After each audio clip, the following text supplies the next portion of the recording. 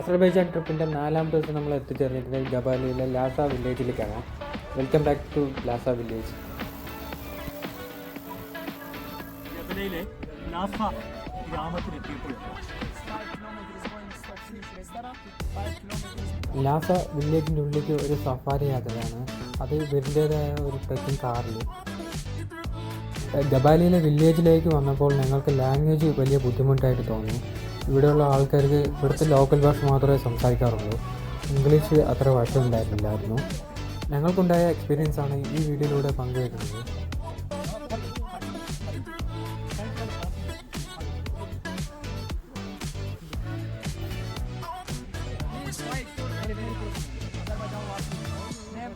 It's 5 kilometers going stop fish restaurant, 5 kilometers back. Total tour 40 minutes. One car 2 people, one car 4 people. I can drive? I can. You can assist me, okay? This you can drive. It's my brother.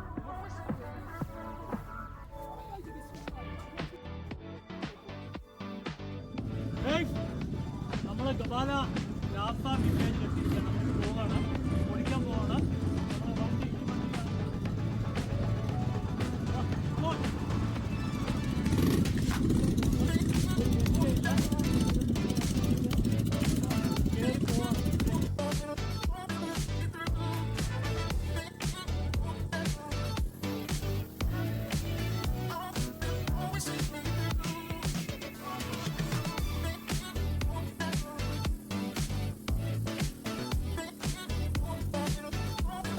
നോഹാർ തടാകത്തിൻ്റെ അടുത്തന്നെയാണ് ഈ safari point ഉള്ളത്.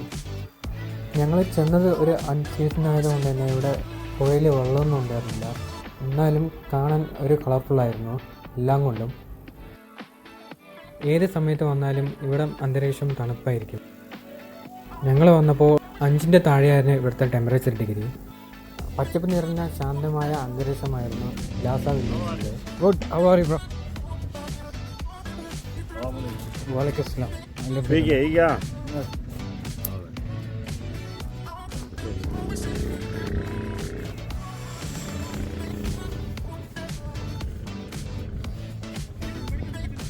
അങ്ങനെ അവരുടെ വണ്ടി തന്നെ അവരുടെ main സ്പോട്ടിൽ എത്തിയിട്ടുണ്ട്. ഒരു ചെറിയൊരു കുന്നിൻ്റെ മേലെയാണ് ഞങ്ങളെ കൊണ്ടുവന്നത്. അപ്പോൾ ഞങ്ങൾ ഗബലയിലെ ലാസ ഗ്രാമത്തിലെത്തിയപ്പോൾ നമ്മുടെ നാട്ടുകാർ ദുബൈയിൽ നിന്ന് വന്ന പ്രത്യേകം നമ്മളൊരു സ്നേഹനിധിയായ കുടുംബാംഗങ്ങളെ പരിചയപ്പെട്ടു. അവരിങ്ങനെ വണ്ടിയൊക്കെ ട്രെക്കിംഗ് ഒക്കെ ചെയ്ത് വന്നപ്പോൾ നമ്മൾ പരിചയപ്പെട്ടു.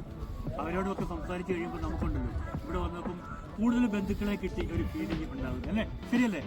മിക്ക മലപ്പുറംകാരാണ്. ഇവർ ദുബൈയിൽ ബിസിനസ് ചെയ്യുന്നു, കാര്യങ്ങൾ ചെയ്യുന്നു. ഇവർ കുളിക്കാൻ വന്നിരിക്കുക, സമയം അങ്ങോട്ട് നീക്കി വെച്ചിട്ട് വന്നിരിക്കുകയാണ്. അപ്പോൾ നിങ്ങൾ ഓരോരുത്തരും അടിപൊളിയായിട്ട് വരണം. ഇവർ വരുന്ന പോലെ മിക്ക ഓടിച്ചിന് പോകുന്ന ട്രെക്കിംഗ് ഓടിച്ചിന് പോകുന്നത് നമുക്ക് കുറച്ച് ഭയന്നിരുന്നു. പക്ഷേ കേൾക്കുന്ന പ്രശ്നങ്ങളേ ഇല്ല. പൊളി വൈബാണ് ഇപ്പം, അടിപൊളി. ഓക്കെ അല്ലേ? 100 മനസ്സിന് സമയം പലരും വഞ്ചിക്കപ്പെടുന്നുണ്ട്. 200-300 ഒക്കെ വാങ്ങിക്കുന്നുണ്ട്. 100 ലാസ്റ്റ്, അതിന് താഴേക്ക് നമുക്ക് കിട്ടും.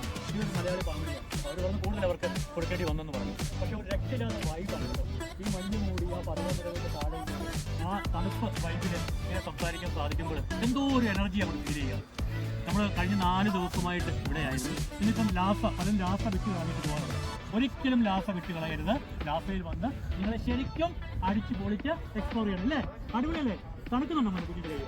ഇല്ല, ഗ്ലൗസ് ഇട്ടാൽ അങ്ങ് ഗ്ലൗസ് ഇടുന്നത് കുറച്ച് കണ്ണോട് കേട്ടിട്ടു. ഓക്കെ, അപ്പോൾ ഇവർ മലപ്പുറത്തു നിന്നുള്ള ഫാമിലിയാണ്, ദുബൈക്കാരാണ്. ഇവിടെ വെച്ച് പരിചയപ്പെട്ടാണ്. അതിൻ്റെ കൈയൊക്കെ തണുക്കുന്നുണ്ട്. അപ്പം ഇവിടെ വരുമ്പോൾ നിങ്ങൾ സേഫ്റ്റി പ്രൊട്ടക്ഷനായിട്ട് ഗ്ലൗസുകൾ, അതുപോലെ തന്നെ കട്ടിയുള്ള വസ്ത്രങ്ങളൊക്കെ കരുതിയാൽ നമ്മൾ കൂടുതൽ കംഫർട്ടബിൾ ആയിരിക്കും. അപ്പം ലാസ്റ്റ് വരാൻ ഒരിക്കലും മറക്കരുത്. കോക്കസ് പർവ്വതനിരകളാൽ ചുറ്റിപ്പെട്ട് കിടക്കുന്ന ഒരു മനോഹരമായ നഗരം. ഗബാലിയിലെ യൂഡി ഗ്ലാസിൽ വെള്ളച്ചാട്ടം ഒഴുകിപ്പോണത് ഈ പുഴയിലൂടെയാണ്. ഇത് നേരെ പോകുന്നത് നോഹർ തടാകത്തിലേക്കാണ്. ഈ കുന്നിൻ്റെ മുകളിലും നമുക്ക് കുറേ വീട് കാണാം. മഞ്ഞുവീഴ്ചയെ പ്രതിരോധിക്കുന്ന രീതിയിലാണ് ഇവിടെ വീടുകളെല്ലാം കിട്ടുന്നത്. വരുന്ന സഞ്ചാരികൾക്ക് വിശ്രമിക്കാനുള്ള ഓരോരോ ഷെഡുകളായിട്ട് ഈ കുന്നിൻ്റെ മുകളിൽ അറേഞ്ച് ചെയ്ത് കെട്ടിയിട്ടുണ്ട്. ഇവിടെ ഇരുന്ന് നമുക്ക് കോക്കസ് പർവ്വതനിര കണ്ട് ആസ്വദിക്കാം. തണുത്ത തണുപ്പിനെ പ്രതിരോധിക്കാനുള്ള എല്ലാ സംവിധാനവും കൊണ്ടാണ് ഞങ്ങൾ അവിടെ പോയത്. എന്നാൽ പോലും അവിടുത്തെ തണുപ്പിൽ ഞങ്ങൾക്ക് പിടിച്ചു നിൽക്കാൻ പറ്റില്ല. വില്ലേജിലുള്ള ആൾക്കാരും നല്ല രീതിയിലാണ് ഞങ്ങളവിടെ ട്രീറ്റ് ചെയ്തത്. അവരുടെ സംസാരമാണെങ്കിലും ശരി, ബിഹേവിയർ ആണെങ്കിലും ശരി, ആറ്റിറ്റ്യൂഡിനാണെങ്കിലും ശരി. വീഡിയോയെക്കുറിച്ചുള്ള നിങ്ങളുടെ അഭിപ്രായം താഴെ കമൻറ്റിൽ ഒന്ന് രേഖപ്പെടുത്തണം. വീഡിയോ ഇഷ്ടപ്പെട്ടാൽ ചാനൽ സബ്സ്ക്രൈബ് ചെയ്യാനും ഒന്ന് പരിഗണിക്കുക.